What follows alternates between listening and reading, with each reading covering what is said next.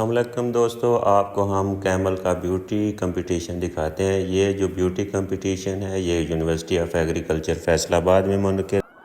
इस मेले में पाकिस्तान भर से कैमल्स को लाया गया है और लोगों की बहुत बहुत बड़ी तादाद भी मेले को देखने के लिए यहाँ पे मौजूद है। ये जो कैमल नज़र आ रहा है इसकी पहली पोजीशन आई है, इसने पहली पोजीशन हासिल की है। लोग जोक दर जोक इसके इर्द गिर्द जमा हो रहे हैं।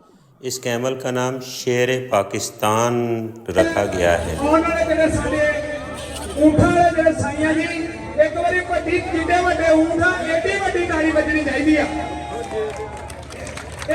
छोटी जी ताड़ी है, एक बार बड़ी ताड़ी के नाल मान सम्मान होना चाहिए ऊँट वाले वीरां दा।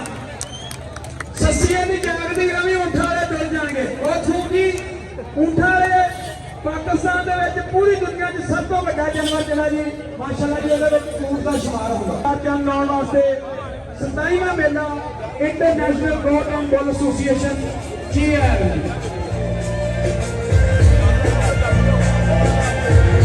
क्या बात है, बहुत खूब, बहुत खूब।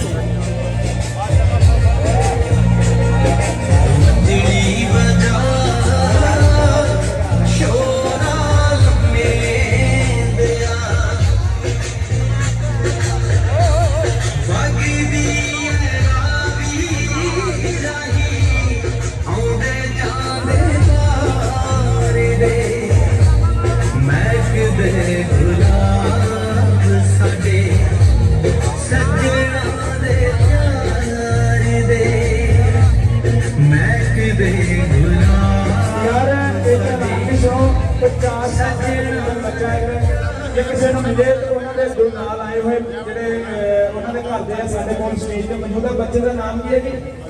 ਫਾਸਿਲ ਬੱਚਾ ਜੀ ਛੋਟਾ, ਉਹ ਸਾਨੂੰ ਬੁਲਾਓ। ਅਜੇ ਸਾਡੇ ਕੋਲ ਦੋ ਸੂਟਾਂ ਵਾਲੇ ਦੋ ਤਿੰਨ ਬੰਦੇ ਜਿਹੜੇ ਬਾਹਰ ਆ ਜੀ, ਮਿਹਰਬਾਨੀ ਕਰਕੇ ਉਹ ਵੀ ਆਪਣੇ ਊਂਟ ਜਾਏ ਹੋਏ। ਇੱਕ ਛੋਟਾ ਜਿਹਾ ਬੱਚਾ ਕੰਮ ਹੋਇਆ ਜੀ, ਜੇ ਕਿਸੇ ਦੋਸਤ ਨੂੰ ਮਿਲੇ ਉਹਨਾਂ ਦੇ ਘਰ ਦੇ ਸਟੇਜ ਤੇ ਮੌਜੂਦ ਹੈ ਜੀ। ਮਿਹਰਬਾਨੀ ਫਾਸਫ ਹੈ ਜੀ ਬੱਚੇ ਦਾ ਨਾਮ, ਸਟੇਜ ਤੇ ਰਾਬਤਾ ਕਰਿਓ।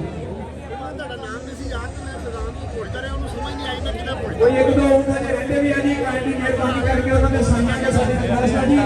चोरी अकाश साहब भाई आतर गुंडा साहब जी उन्होंने वेट कर रहे हैं। मेहरबानी करके स्टेज पे अपना ग्राउंड में तशरीफ है।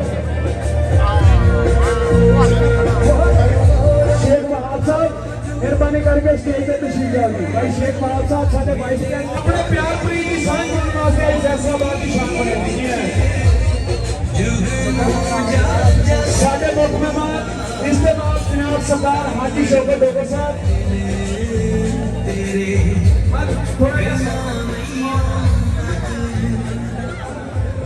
कुछ दो दोस्त एक ने ऊँट वाले साढ़े हजे पीछे दो दोस्त उन्होंने रिक्वेस्ट है अपने ऊँट लेके फड़ी करते।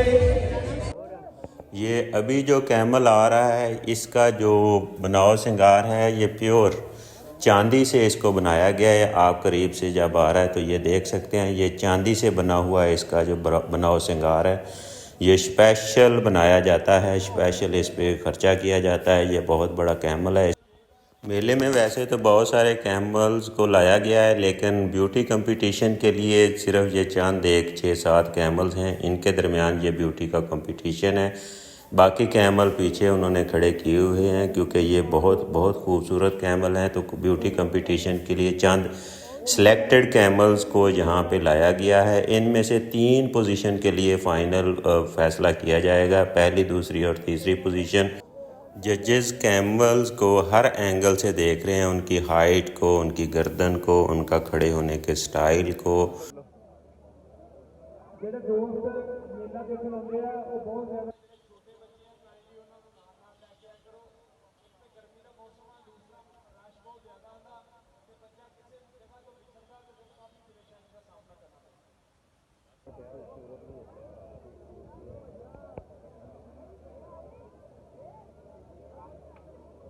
जे किसी दोस्त नाल बच्चा कोई उन्होंने पिछले आ तो साडे कोल स्टेज पे मौजूद है।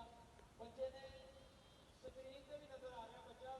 बच्चे ने डार्क ब्लू कलर के जिहड़े कपड़े पहने हैं, थोड़े जे येलो कलर के ਉਹਦੇ बाजू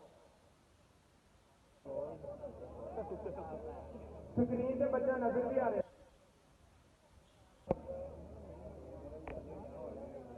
ਇੱਕ ਮਿੰਟ ਹੌਸਲਾ ਕਰੋ ਇਹਦਾ ਪੈਰ ਡਾਲ ਦੇ ਦਿਓ ਇੱਕ ਮਿੰਟ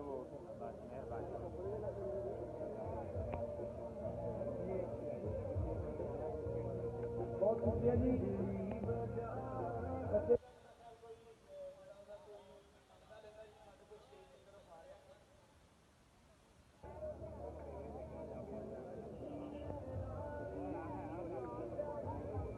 बहुत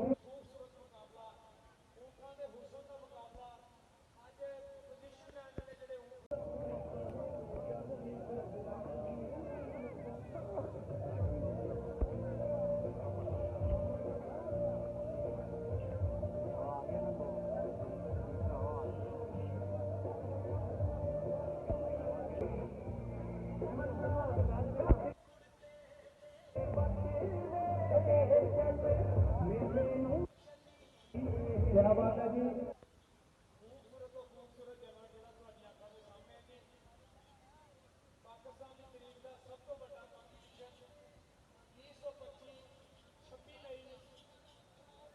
जजेस ने सभी कैमल में से ये इन 3 कैमल्स को सिलेक्ट कर लिया है। अब इन 3 को फ्रंट पे लेके आ गए हैं, बाकी को उन्होंने पीछे कर दिया। अब 3 में से फर्स्ट, सेकंड और थर्ड पोजीशन का ये फैसला कर रहे हैं। आप देख सकते हैं इन कैमल्स को सिलेक्ट नहीं किया गया, अलबत्ता ये भी बहुत ही खूबसूरत कैमल्स हैं, लेकिन जजेस का अपना ही एक क्राइटेरिया है। इन क्राइटेरिया को उन्होंने फॉलो करते हुए इन 3 कैमल्स को उन्होंने फ्रंट पे कर लिया। ये आप फ्रंट पे इनको देख सकते हैं। अब इस 3 कैमल में आप देख सकते हैं वो जिसका बनाव श्रृंगार चांदी से बनाया गया था वो भी शामिल है। ये शायद दूसरी या तीसरी पोजीशन पे आएगा। जो फर्स्ट वाला मुझे लग रहा है वो उसके साथ में खड़ा है, इसको शेर पाकिस्तान कहते हैं, ये शायद फर्स्ट आए।